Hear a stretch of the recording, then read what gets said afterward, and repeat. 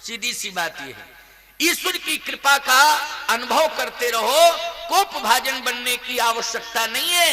एक बात और बढ़िया बता दें आपको, धनुष तो टूट गया था, लेकिन ये जितने राजा यहां बैठे थे लगभग थे 10,000 से ज्यादा। आपको 10,000 का प्रमाण है, ज्यादा का क्या प्रमाण है? ज्यादा का प्रमाण इसलिए है कि जिनके कछु विचार मन माही, चाप समीप महीप न जाए। तो विचारवान राजा जब धनुष के पास गए ही नहीं तो ज्यादा संख्या हुई कि नहीं? 10,000 तो गए थे, लेकिन जो विचारवान थे वो नहीं गए, जो साधु स्वभाव के थे वो नहीं गए, जो राम जी को परमात्मा मानते हैं वो नहीं गए, परम पिता मानते थे वो नहीं गए, माता जी को श्री जगत जननी जगतोधारिणी मोक्षदायिनी भुवनेश्वरी आदि शक्ति मां जानकी को जो मां के रूप में स्वीकार कर चुके थे कि ये मेरी मां है, और ये केवल मेरी ही मां नहीं है, पूरे जगत की मां है, जो जानकी जी को जगत माता मान चुके हैं और राम जी को जगत पिता मान चुके हैं, वो राजा तो धनुष की ओर देख ही नहीं रहे हैं, वो तो केवल भगवान को देख रहे हैं, प्रभु को जगत पिता, और समझा भी रहे थे कि जगत पिता रघुपति विचारी,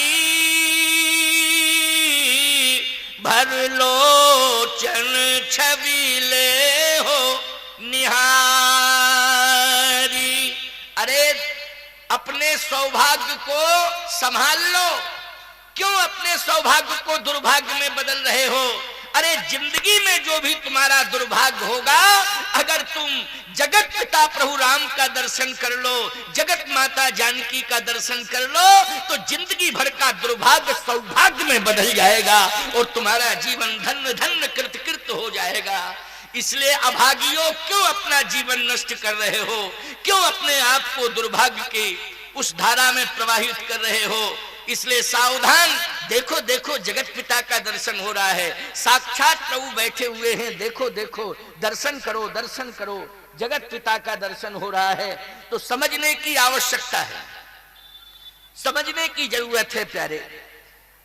बहुत बड़ी बात मैं आपको बता रहा हूं, महत्वपूर्ण बात बता रहा हूं। इस प्रसंग में क्रोध और बोध, समझ रहे हो कि नहीं? क्रोध और बोध, जीवन में हमें मुक्ति और भक्ति चाहिए, तो फिर हमारे क्रोध में बोध का समावेश होना चाहिए, और यदि हमारा क्रोध बोध युक्त नहीं है तो याद रखना वो विनाशकारी हो जाएगा।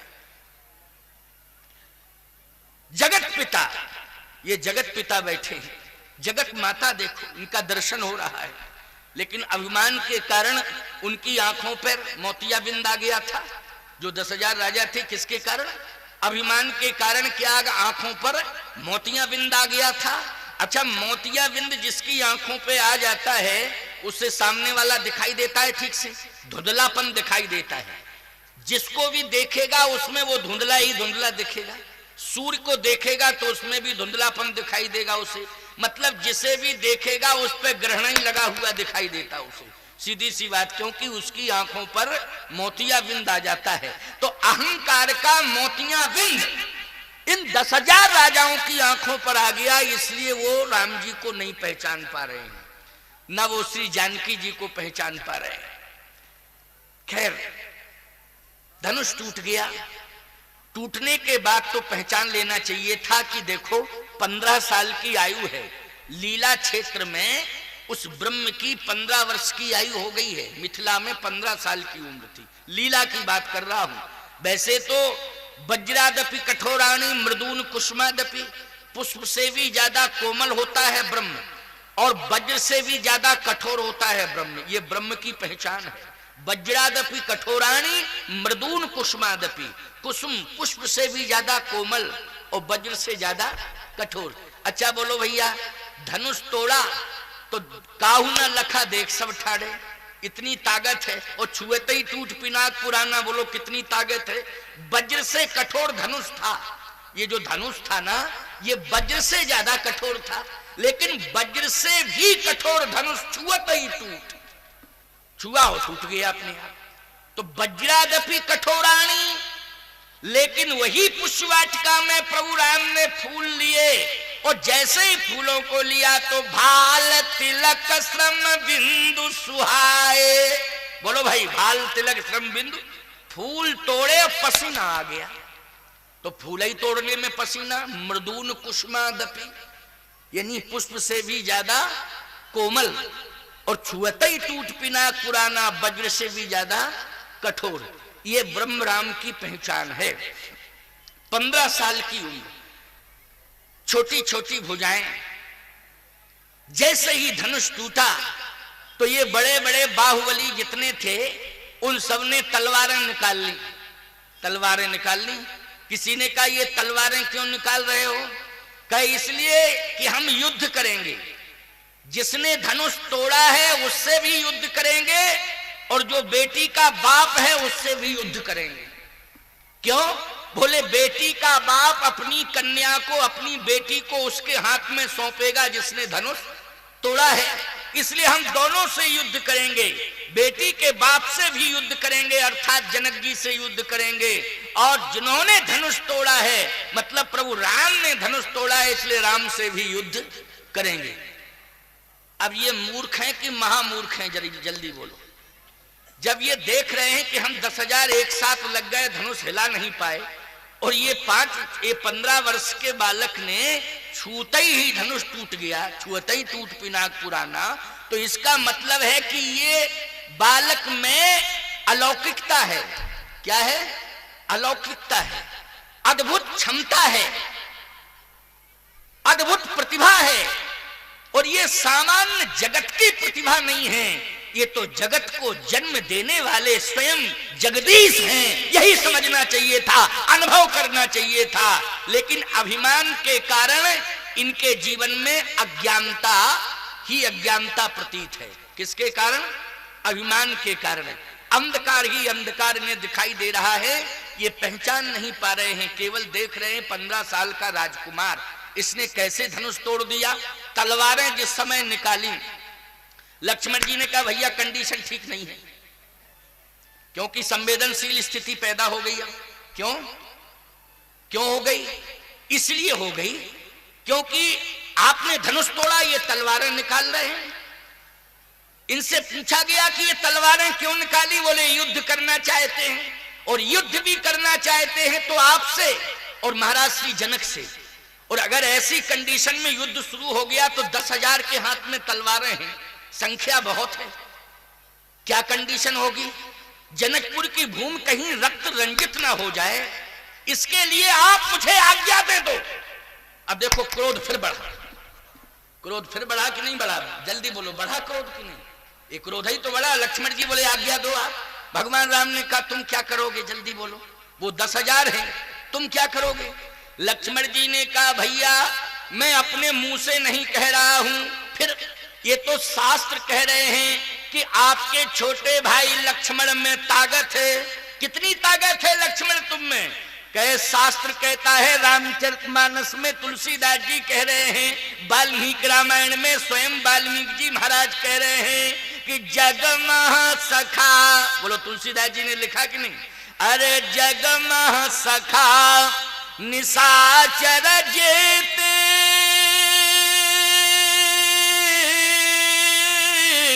और लक्ष्मण हनयन मिसमह तेते। जितने भी निशाचर हैं उन सभी निशाचरों को समाप्त करने की क्षमता आपके छोटे भाई में है। ये सब राक्षस हैं, निशाचर ही तो हैं जो आज धनुष तोड़ने आए थे। अरे बेटा मां को प्रणाम करता है, बेटा मां का आशीर्वाद लेता है, लेकिन कोई नालायक बेटा मां से विवाह करता है? जल्दी बोलो। अरे बेटा मां के पास जाता है तो आशीर्वाद लेने जाता है, बोलो। लेकिन ये मां के पास आए हैं, लेकिन धनुष तोड़ के मां को विवाह करके ले जाना चाहते हैं। इनसे बड़ी मूर्खता संसार में होगी कुछ? कहे बात तो तुम ठीक कह रहे हो लक्ष्मण, लेकिन समझ नहीं रहे। कहे समझ नहीं रहे तो आप बता दो, हम अभी सबको लाइन पर लगाए देते। भैया यदि आपकी आज्ञा मिल गई तो ये 10,000 ज्यादा टाइम नहीं, अपने हमको असली रूप में आने दो, हम शेष बने जाते हैं और हजार फंसे जैसे ही फुसकारेंगे तेरे साहब। अच्छा एक बात बताओ, जहरीला सांप अगर फुसकार अच्छी मार दे तो बेहोशी आ जाती है कि नहीं आ जाती? आ जाती है कि नहीं आ जाती? तुरंत। और असली सांप जिसमें जहर होता है ना प्यारे, अगर थोड़ा सा ही वो प्रयोग कर दे, टच कर दे जरा सा, तो बोलो पूरे 1 सेकंड नहीं लगता है, पूरी नसों में जहर आ जाता है कि नहीं आ जाता है? जहर 1 सेकंड नहीं लगता है। जो असली सांप होता है अगर जरा सा टच कर दे तो थोड़ा सा ही टच करने पर पूरी नसों में जहर फैल जाता है, व्यक्ति मरने के लिए मजबूर हो जाता है कि नहीं? लक्ष्मण जी ने कहा आपको कुछ कहने की जरूरत नहीं है, आप तो आज्ञा दो, मैं कहो इनका काम तमाम कर दूं। भगवान राम ने कहा लक्ष्मण एक बात बताओ, धनुष टूट गया है तो टूटने के बाद कंफर्म है कि नहीं कि हम यहां वर बन गए, दूल्हा बन गए, दूल्हा यहां के कंफर्म है कि नहीं? लक्ष्मण जी बोले वो तो कंफर्म ही हो गया कि आप दूल्हा हैं, लेकिन लक्ष्मण केवल मैं ही दूल्हा नहीं हूं, तुम भी दूल्हा ही हो, और भरत और शत्रुघ्न ये दोनों भी दूल्हे ही हैं, ये चारों दूल्हा। लेकिन ससुराल में विवाह के समय ससुराल में अगर नशेड़ी पसेड़ी लोग, क्यों भाई, ये अराबी शराबी नशेड़ी वसेड़ी अगर उपद्रव करने लगे तो दूल्हा लाठियां भांजता है उनके ऊपर? ये बताओ, दूल्हा भांजता है लाठियां? कहे दूल्हा तो नहीं भांजता है। तो जनक जी को कुछ कहना चाहिए, कहा नहीं, उस समय उस कंडीशन में बेटी का बाप हाथ ही जोड़ता है। बोलो जिसकी बेटी की शादी होती है अगर बारात में शराबी अराबी भी आ जाएं तो बोलो ईमानदारी से वो लाठियां चलाता है कि हाथ जोड़ता है? हाथ ही जोड़ता। भैया कृपा करो, थोड़ी सी इज्जत का सवाल है, 2 बातें मुझसे कह लो। लेकिन कहता कि नहीं कहता? बोलो हाथ जोड़ता है, क्योंकि उसे अपनी बेटी की शादी करनी है। और मैं एक बात कहता हूं, जिस दिन जिस घर में बेटी का जन्म हो जाता है उसी दिन पिता के जीवन में सरलता का प्रवेश हो जाता है प्यारे। उसे सरल बनना पड़ता है, संकल्प ले लेता है कि अब हमें सरल बनना ही पड़ेगा। और जो सरल बनने का संकल्प ले लेता है, याद रखना, बस सरल बन जाइए आप तो सासे सीता जी और रासे राम जी और लासे लखन लाल जी, इन तीनों की कृपा आपके ऊपर हो जाएगी। अगर आप सरल बन जाएंगे तो तीनों की कृपा आपके ऊपर होगी। बोलो होगी कि नहीं?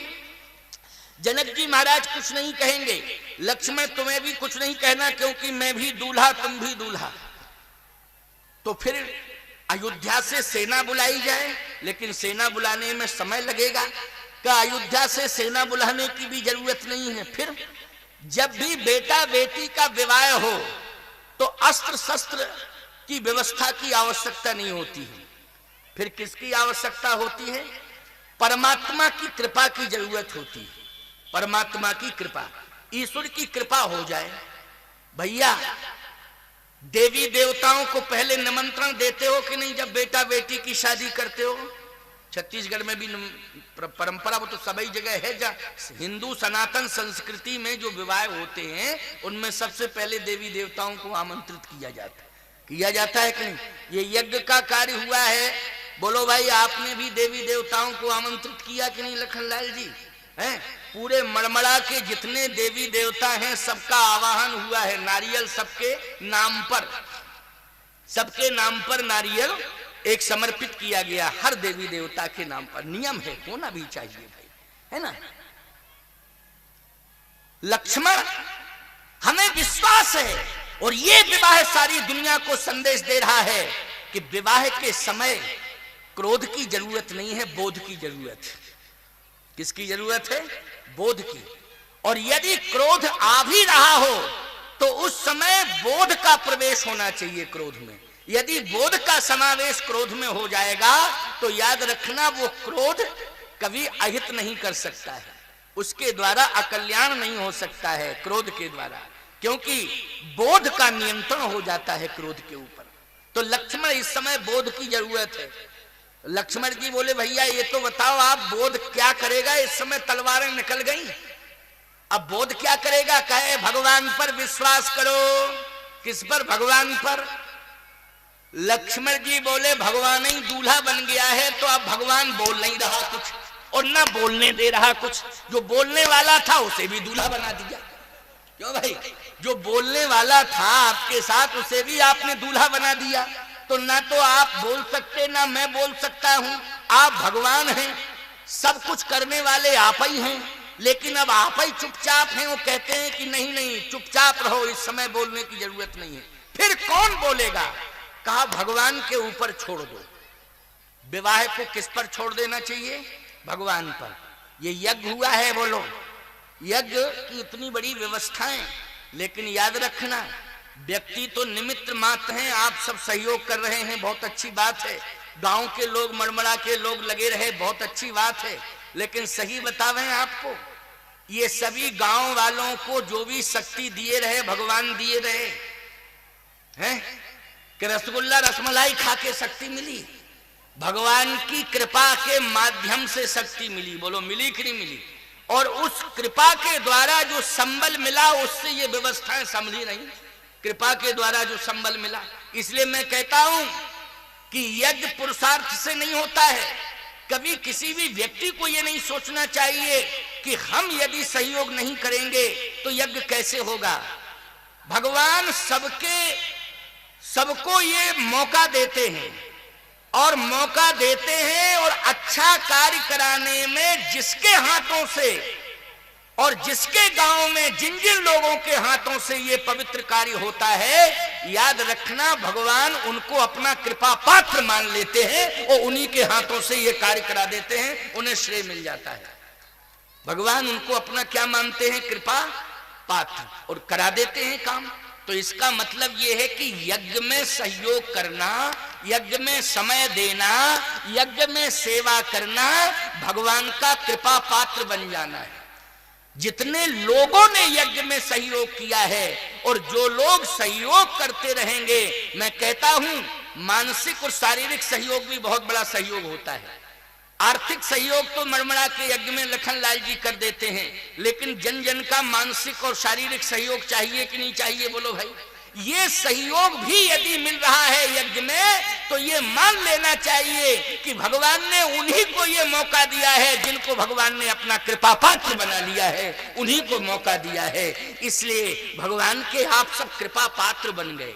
जितने श्रोता सुन रहे हो, माताएं, बहन, बेटियां, भाई, बंधु, जितने भी यहाँ श्रोता बन के कथा सुन रहे हैं, आप सबको भगवान ने अपने से जोड़ लिया है। आप सबको भगवान ने अपना कृपा पात्र